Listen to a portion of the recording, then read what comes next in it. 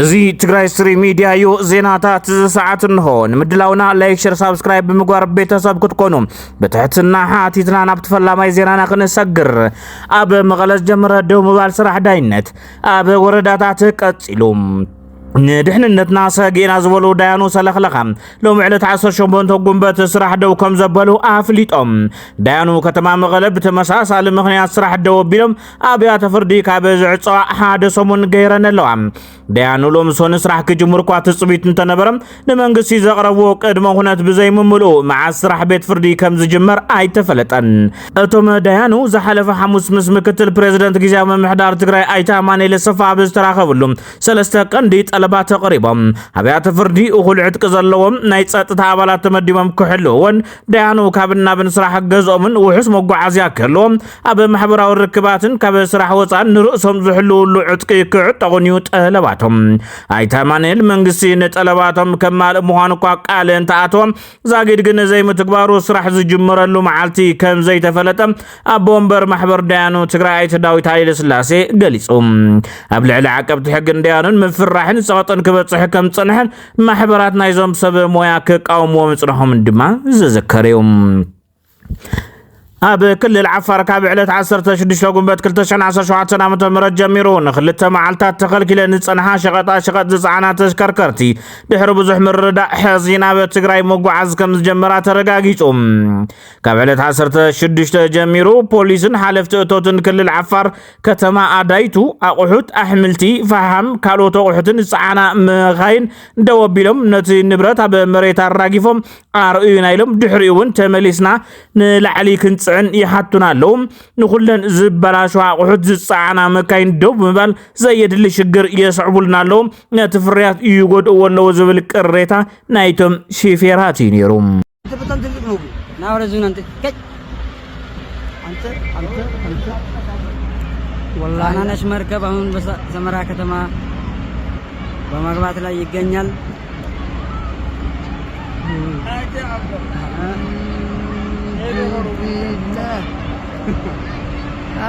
انت اللي تقبل تشوف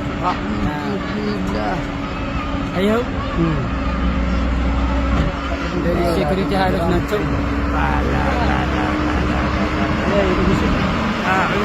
انت اخرنا ساكن انا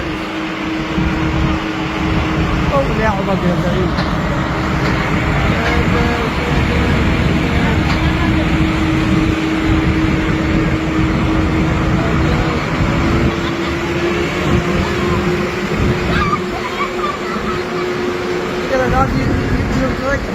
نمر عبس ما يلعب يلا أكيد تلعب نمر عبس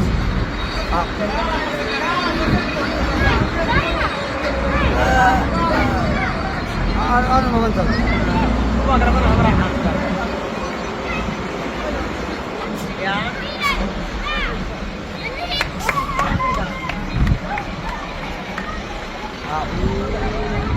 تعال أنا شوف سمرة أبا لفتام سرح ودب حوحات دكتور إبراهيم تخستبو وغنوم عبد سومن منس ميديا وين أبا زغبر وطن هيج مسوق ربابتي كللاتن هاجراتن عامل كتون زوارا ولا محطم كمود بيخون كم حزب مسوق ربابت هاجرات يخون كللات حريانا سلام ترحيو نزز جبر كيارو سلام دمام زفقدن زغل كلن أكل كل يولن مدلاي سلام دمام مست أمرت نخوينات مدلاو بزول كو خلف يولن بمبال تزاريبهم نعم عدت يكونن مشورات مسكاف زغبر تاشمي ስለዚህ ምንም ክስከፍ ይብልና مسام حراون مسلام كنسرحنا حرا زرخبنا مقدታት كله خفت سلام خوم كبد الله ينقصاص كنقد كنسرحنا سيرتراون تمسسل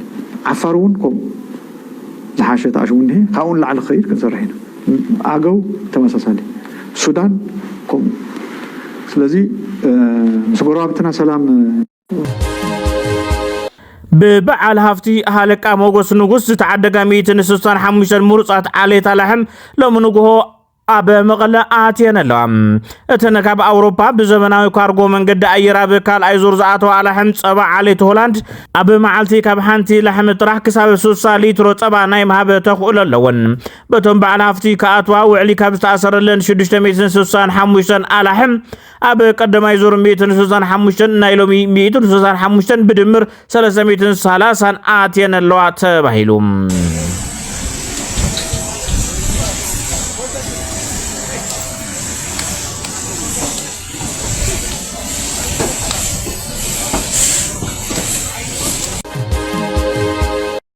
ካብ ላዕለዎት መራሕቲ ህግደፍ ሓደ ዝኾነ ሞይቱም ሚኒስተር ዞባዊ ምምሕዳር ኤርትራ ዝነበረ ወልደ ሚካኤል አብርሃም ኣብ መበል 87 ዓመቱ ብሕማም ሞይቱ ክብል ኤርቲቪ ጸብጺብሎም ኣብ 1961 ናይ ምንቅስቓስ ሓርነት ኤርትራ ተጸንበረ ን64 ዓመታት ብዝተፈላለየ ጸፍሕታት ንመንግስቲ ዘገልገለ ኣብ 1974 ብወግዒ ናብ ህዝባዊ ግንባር ዝተጸንበረ ወልደ ሚካኤል ኣብ ኩሉ ጉባኤታት ህዝባዊ ግንባር ህግደፍ ናብ ማእኸላይ ሽማግለ ተመሪጽዩ ከም ኣቦ ወንበር ሃገራዊ ማሕበር ሰራሕተኛታት ኤርትራ ከምኡውን ኣቦ ወንበር መተሓባበሪ ሽማግለ ሃገራዊ ማሕበራት ኤርትራ ሰራሕተኛታትን ተማሃሮን ደቂ ኣንስትዮን ብምዃን ምትእስሳር ሓፋሽ ማሕበራት ህዝባዊ ግንባር ኣብ ምጽራዕ ዓብይ ተራ ተጻዊቱ ኢልወሎ መንግስቲ ኤርትራ ድሕሪ ናጽነት ኤርትራ ድማ ሚኒስተር ወልደ ሚካኤል ኣመሓዳር ዞባ ማእኸል ኣምባሳደር ኤርትራ ኣብ ጀርመን ኣመሓዳር ዞባ ደቡብ ቀይሕ ባሕሪ ሚኒስተር መጓዓዝያን መራኸብታትን ከምኡውን ሚኒስተር ምምሕዳር ከባብን ካልኦትን ኮይኑ አገልግልዩ ንውለሙ ድማ ኣብ መበል 87 ዓመቱ ብሕማም ሞይቱ ክብላ ሚድያታት ህግደፍ ገሊጸን ጋዜጣ ሪፖርተር ኣብ ፓርላማ ኣትዩ ከይጽብጽብ ተኸልኪሉ ዝሓለፉ 30 ዓመታት ኣብ ፓርላማ ተወከልቲ ህዝቢ እናተዓደመ ጸብጻባት ከቕርብ ጸንሐ ሪፖርተር ምኽንያቱ ብዘይተነጸረ ምኽንያት ክልከላ ተነቢርለይ ኢሉሎም ከም ልሙድ ንጸብጻብ ዝተለኣኸ ወኪል ሪፖርተር ሚድያ ካብ ሚያዝያ 6 2017 ዓ.ም ጀሚሩ ናብ ፓርላማ ከይኣቱ ብሓለዋታት ምኽልካሉ እቲ ሚድያ ገሊጹ ፕሬዝደንት ትራምፕ ንፑቲን ጽሉል ኢልዎም ኣቀድመ ቢሉ ፕሬዝደንት ዩክሬን ቭላድሚር ዘለንስኪ ኣሜሪካ ንመጥቃዕቲ ሩስያ እናርአየት ስቕታ መምራጻ ነቒፍዋ ነይሩ እቲ መራሒ ኣሜሪካ ሱቕ ምባላ ፑቲን ተወሳኺ መጥቃዕታት ንኽተካይድ ዘተባብዕ ምዃኑ ብምጥቃስ ኣብ ልዕሊ ሩስያ ከቢድ እገዳ ክግበረላ ጸዊዕሎም ንኡ መልሲ ዝኸውን ድማ ፕሬዝደንት ትራምፕ ሩስያ ንትገብሮ ዘላ መጠነ ሰፊሕ ዝኾነ መጥቃዕቲ ብምኹናን ፑቲን ጽሉል ክብል ገሊጽዎም ኣብ መወዳእታ ብዝርዝርና በዝሓዝናዮ ዜና ክነስግረኩም ህይወት ቀዳማይ ሚኒስተር ክጸንሕ ከም ዝገበረ ዝዝረበሉ ሓላፊ ወታደራዊ ስልያ ብዛዕባ ዝቐረበሉ ክሲ ዝሃቦ መብርሂ እንሆም ካብ ትግራይ ብሓይሊ መልጢ ካብ ስልጣን ከም ዝተኣለየ ዝግለጽ ፕሬዝደንት ጊዜያዊ ምምሕዳር ትግራይ ነበረ ኣይተ ጌታቸው ረዳ ማዕኸናት ዜና መንግስቲ ፌደራል ኣብ ዝኾና ትካላት መራኸቢ ብዙሃን ቀሪቡ ኣብ ትግራይ ዘይሕጋዊ ምስግጋር ደቂ ሰብ ከም ዝካየድ ጠቒሱ ነይሩ ነቲ ተግባር ዝመርሖ ድማ ኣብ ሓይልታት ትግራይ ሓላፊ ወታደራዊ ስልያ ኮሎኔል ተወልደ ገብረትንሳኤ ከም ዝኾነ ብሽም ጠቒሱ ተዛሪብዎ እዩ ምስኡ ተኣሳሲሩ እውን ኣብ ትሕቲ ቤት ጽሕፈቱ ተጣይሸት ሓይሊ ዕማም ዘቕረበቶም 66 ገጽ ዘለዎ ሰነድ ኣብ ማሕበራዊ መራኸብታት ተዘርጊሑ ቀኒ እዩ ኣብቲ ሰነድ ንኮሎኔል ተወልደ ገብረትንሳኤ ሓዊሱ ካልኦት ልዕሊ 12 ሰባት ኣብ ዘይሕጋዊ ዝውውር ደቂ ሰብ ከም ተሳተፉ ይጥቀስ እቲ ኣብ ከይዲ ዝነበረ ምስጢራዊ ሰነድ ብኣይተ ጌታቸው ረዳ ቢሉ ከም ዝተበተነ ዝተገለጸ ኮይኑ ቤት ጽሕፈት ፕሬዝደንት ታደሰ ወረደ ድማ ነቲ ተግባር ዝቑንን መግለጺ ምውጽኡ ዝዝከር እዩ ቢሮ ሰላምን ጸጥታን ትግራይ እውን ብተመሳሳሊ ኣይተ ጌታቸው ረዳ ኣፈናቀሪ ዝሃቦ ቃለ ምሕትት ኮነ ተባሂሉ ሽም ኣዘዝቲ ሓይልታት ትግራይ ንምጽላም ዝተገበረ ከም ዝኾነ ብምግላጽ ተቃዊሞም ቅድሚ ሓደ ወርሒ ኣብ ቤት ጽሕፈት ቀዳማይ ሚኒስተር ኢትዮጵያ ኣመኻሪ ጉዳያት ምብራቕ ኣፍሪካ ኮይኑ ዝተሸመ ኣይተ ጌታቸው ረዳ ነቲ ሓይሊ ዕማም ተጻርዩ ዝቐረበ ሰነድ ከፈጽሞም ድሌት ዘለዎ መሪሕነት ስለዘየለ ካብ ካሊእ ዝምልከቶ ኣካል ኣሕሊፉ ከም ዝሃበዩ ዝገለጸ ቢቢሲ ነቲ ብኣንደበት ኣይተ ጌታቸው ረዳ ኢሉ እውን ብሓይሊ ዕማም ፕሬዝደንት ጊዜያዊ ምምሕዳር ትግራይ ዝተዳለወ ሰነድ ሽሙ ብተደጋጋሚ ተላዒሉ ዝኽሰስ ዘሎ ሓላፊ ወታደራዊ ስላይ ሓይልታት ትግራይ ኮሎኔል ተወልደ ገብረትንሳኤ ወይ ድማ ተወልደ ዕንበብ ዝገበሮ ቃለ መሕትት ተዘርጊሑ ኣሎ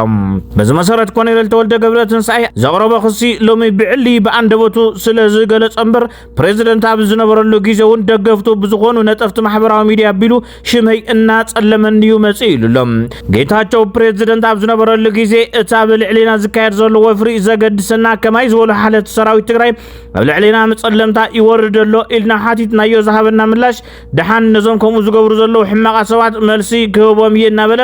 ከታልለና ጸኒሑ ክብል ይዛረብ ኮሎኔል ተወልደ እንትቅጽል እቲ ጉዳይ ብዙሕ ግዜ እዩ ተላዒሉ እቲ ናይ መወዳእታ ምስ ጌታቸው ረዳ ዝገበርናይ ኣኼባ ግን ቅድሚ 3 ወርሒ እዩ ነይሩ መዓልቱ ግን ብልክዕ ይዝክሮን ኣብታ ኣኼባትያ ኣዲስ አበባ ኣብ ዝሕተም ሄራልድ ዝተባሃለ ናይ እንግሊዝኛ ጋዜጣ ሽምና ተጠቂሱ መጸለምታ ይካየድሎ ኢልና ምስ ተዛረብናዮም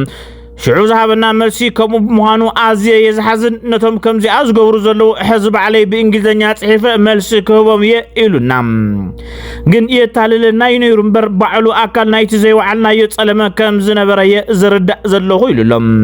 ኣይተ ጌታቸው ረዳ ስለምንታይ ደኣ ሕዚ ቦታ ምስ ቀየረ ካብቲ ኣቐዲሙ ዝብለና ዝነበረ ሓሳብ ብተጻራሪ ክዛረበ ጀሚሩ ኢለን ነፍሰይ ክሓተትን ከለኹ ጌታቸው ቅድሚ 2 ዓመት ዝተረከቦ ናይ ፕሬዝደንትነት ስልጣን ብዝግባእ ስለ ዘይተዋጽኦ ስልጣነይ ኣይተዋሓጠሎምን ኣብ ልዕሊ ዝበሎም መራሕቲ ናይቲ ጸለመ ወፍሪ ጀሚሩ እውን ኣሎ ይብል ኣይተ ጌታቸው ረዳ ዘርጊሕዎ ዝተባሃለ ሰነድ ቤት ጽሕፈት ፕሬዝደንት ጀነራል ታደሰ እውን ምዝርግሑ ኮኒኑ እምበር ሓቃዊ ሰነድ ከም ዝኾነ ኣይከሓደን ዘሎ ኣይወዓልኩዎን ክትብል ኣይኸብድ እንዶ ዝብል ሕቶ ካብ ቢቢሲ ዝቐረበሉ ኮሎኔል ተወልደ ኣነ ኣብ ከምዚ ዝበለ ዘይሕጋዊ ተግባር ክሳተፍ ዝኽእል ስነ ምግባር ኮነ ስብእና ይብለይን ኣነ ጥራሕ ዘይኮንኩ እቶም ኣስማቶም ኣብ ሰነድ ተጠቂሶም ዘለዉ ኣብ ትሕተይ ዝሰርሑ ሰባት እውን ኣብ ከምኡ ዓይነት ተግባራት ዝሳተፉ ይኮኑን ኣሽንኳይዶ ሎሚ ኣብ ቃልሲ ኮይኖም ኣብ ንግዲ ዓለም ኣብ ዝነበሩ ኩሉ ግዜ እኳ ኣብ ከምኡ ዝኣመሰለ ዘይሕጋዊ ተግባራት ኣይሳተፍን እየ ብሕግን ስርዓትን ተጻሪዩ ኢደይ እንተተረኺብዎ ቅፅዓተይ ንኽወስድ ክንዲ ፍረጣፍ እትኸውን ዝፈርሖን ዝስከፎን የብለይን ኣብ ኣኼባ ማእኸላይ ኮሚቴ ህወሓትን ላዕለዎት ኣዘንቲ ሰራዊትን ከይሳተፍ ምእንቲ ጌታቸው ረዳ ተወልደ ሕቡኣት ኣብያተ ማእሰርቲ ይመርሕ ኢሉ ክስ ኣቕሪቡለይ ነይሩ እዩ ኣብታ ኣኼባ እቶም ዝተቐስካዮም ኣብያተ ማእሰርቲ ኣበይ ዘለዉ እዮም እንመንከ ዝተኣሰሩሉ እዩ ዝብል ሕቶ ምስ ቀረበሉ ናብ ሚድያ ወፂአ ምዝራበይ ተጋግየ ኢሉ ኣውጁ ከም ዝነበረ ኣብታ ኣኼባ ዝሳተፉ ዝነበሩ መራሕቲ ሕወሓት ኮነ ኣዘንቲ ሰራዊት ይፈልጡ እዮም ኣነ ዝመርሖ ክፍሊ ካብ ዝተፈላለዩ ከባብታት ኢትዮጵያ መፅኦም ኣብ ትግራይ ዕጥቂ ብዘይሕጋዊ መንገዲ ዝገፁ ሰባት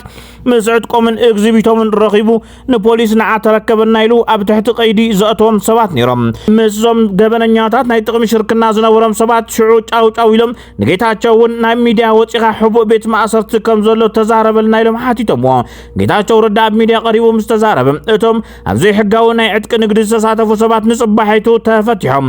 እቶም ሰባት ተኣሲሮምሉ ዝነበረ ቤት ማእሰርቲ ግን ቢሮ ፍትሒ ኣብ ዝፍለጥ ቤት ማእሰርቲ ነይሩ ኢሉሎ ኮሎኔል ተወልደ እቲ ቤት ማእሰርቲ እውን ስሙ ከነጽሮ ምስ ተሓተተ ድማ ኮሎኔል ተወልደ